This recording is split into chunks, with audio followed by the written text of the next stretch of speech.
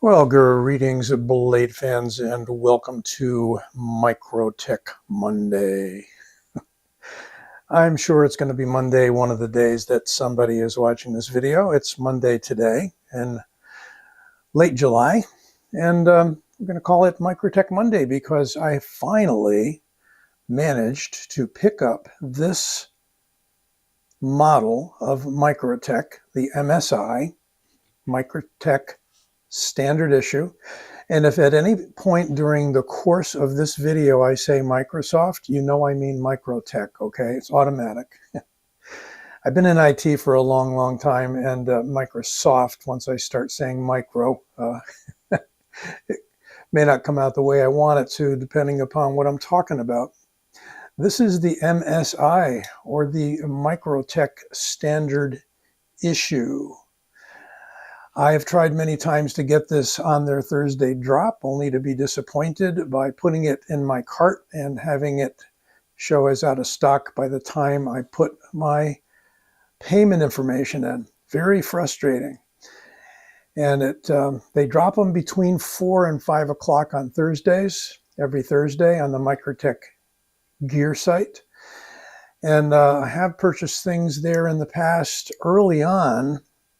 The Bravo made by Reich Knives, and that was relatively easy to get in the beginning, and then more people found out about their website and stuff started going a lot faster. So there have been some people saying, well, there's bots out there that are doing automatic buying and so forth. I don't think any of that can be substantiated. It could be true.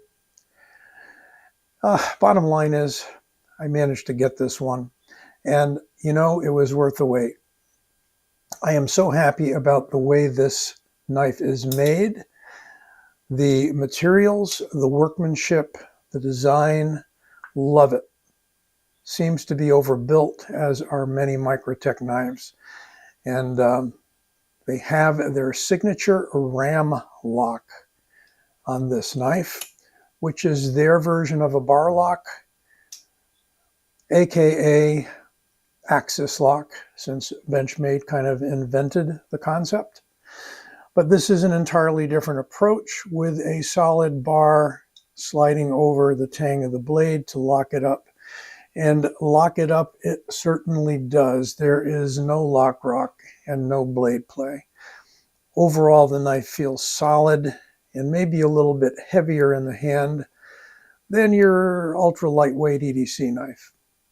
It is a sheepsfoot or Wharncliffe style blade, not a perfect Wharncliffe since it does have a belly on it.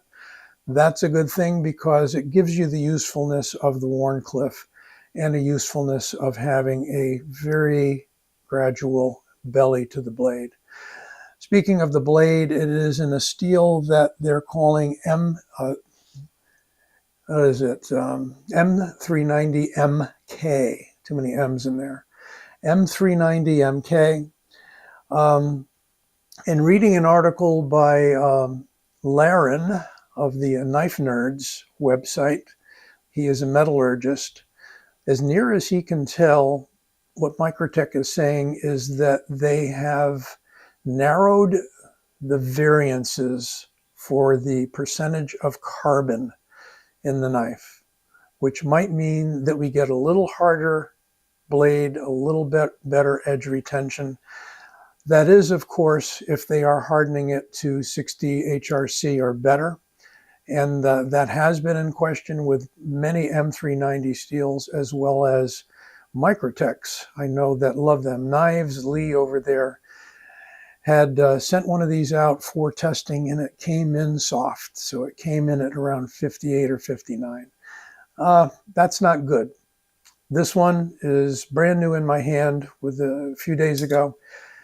It obviously has not been Rockwell tested, but who knows? Maybe I will send it out. Maybe I'll offer it up to Lee to send out. We shall see. This one has a very nice black G10 with the grenade grip partial frag handle, and I kind of like that over the first ones that came out. Some people have remarked that they felt that this got cut in too deep in this area here, and that this part of the handle is too thin, and that for them it flexed. For me, I get 0 flex. It's certainly thick enough, and this G10 handle material is more than hard enough to support just about any use with a knife. So you can see it's solid G10 with the backspacer.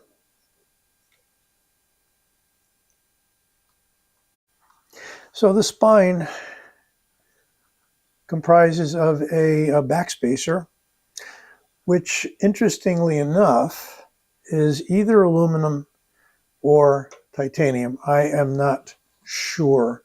On a lot of their knives on their autos, Microtech likes to use aluminum, so it could very well be what would seem to be a raw aluminum, non-anodized, or it certainly could be titanium.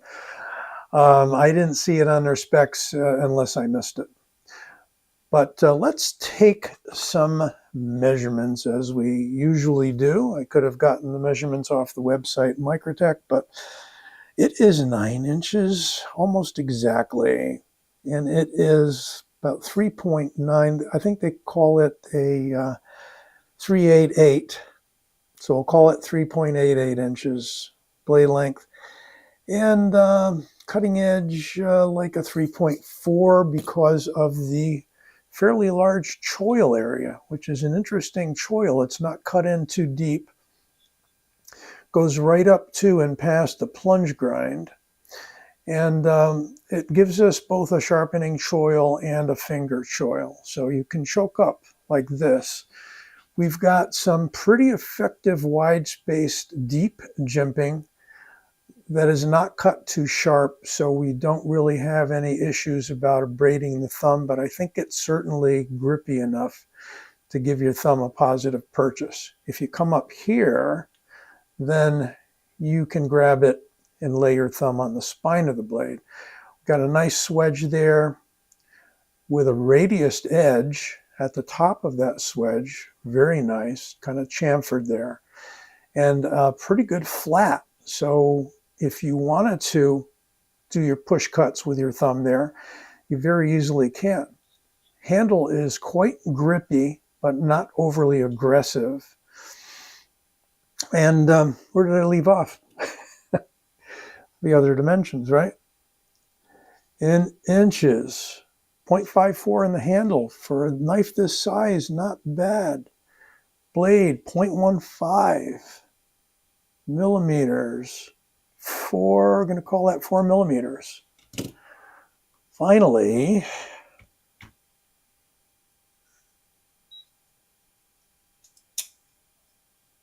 hello. We've got 5.24 ounces, call it 5.2 ounces. And there you have all the dimensions. Is it fidgety? You can certainly flip it all day long using that RAM-LOK. Someone said they thought, I think it was Metal Complex, and I'm not trying to contest him in any way, since he's got a lot of experience with knives. He felt this was a little overly done and aggressive, kind of like they use on their out the front releases, actuators, what have you. I kind of like the style of cutting, milling that they use on this RAM-LOK release, because it allows you, don't drop it on your fingers, it allows you to use one finger, or just the thumb rather, or just the finger on the other side. And it is ambidextrous. So left hand can do it just as easily. You know, it's funny, I am a lefty. I write with my left hand, but since I've had some problems with the old left hand, I've become more right-handed with just about everything except writing. So that's really interesting. I guess I'm becoming ambidextrous in my old age. Clip is deep carry. It is switchable. We got these big mushroom sort of screws here. I wish they had used flat screws. You've got a high enough clip there, and it doesn't seem to hang up too much, but you know, if you can find some replacement screws, I think that would be a good idea to replace these with flathead screws. It is cut in for the clip. Thus you have the plate on the other side as a kind of a gap filler. Beautiful flat, smooth pivot on the right side of the knife. And I believe what is a T15 on this side. Let's check. This is an interesting little Torx kit I got called KBC Sun. I think I got it off of Amazon.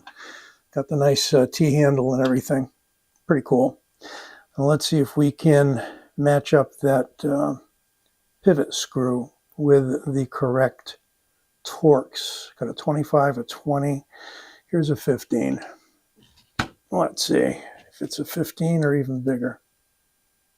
That's a little loose. Is it a T20? Ah, T20. There you go. That is a T20. Exacto fit. And these guys here are T8s, I'm pretty certain, without trying it. I think I tried them earlier. So that's really nice. I wish more companies would use something that large, so we don't strip the screws and our tools in trying to break those pivots free sometimes. Middle finger flick, no problem. Thumb roll, no problem. Thumb flick, no problem. I think it's pretty fidgety. Look. I mean, it's just very solid the way it locks up. I mean, you get a real sense of this being a tool and not, you know, some flimsy thing. Did hear some talk about somebody whacking it backwards and loosening or collapsing the blade. I've tried it. I'm not going to show you here on the video, but I've definitely tried it. I've wrapped it pretty hard on a surface and did not defeat the lock.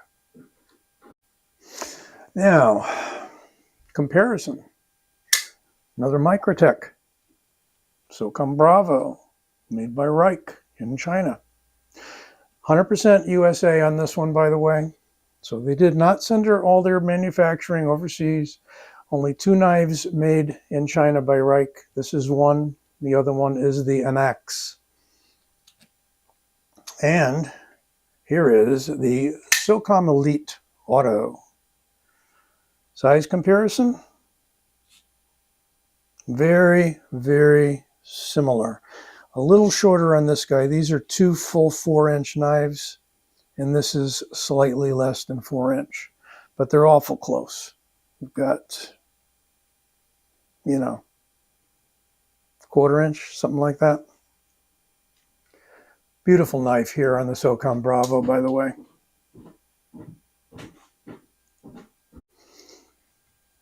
And I love the auto. Got this from a fellow knife collector on a trade. Brand new condition. Haven't even carried it. And yep, there is your elephant in the room on this knife. The clip on the pivot side. But so far they haven't changed it. It does give you the safety of the knife not opening point up in your pocket.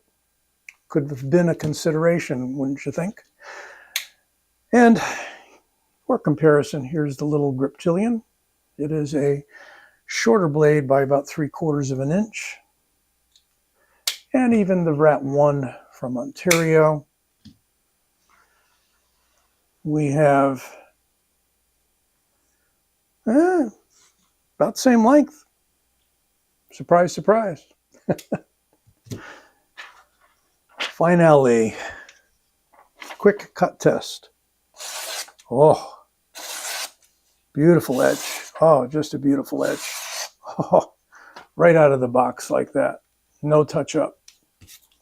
Beautiful, beautiful, beautiful. Well, a mild stonewash finish with a satin on the flat, and just a very comfortable ergonomic knife of a larger size. Let me know what you think. Don't forget to give this video a like, please, and subscribe. I shall be back soon. Be well.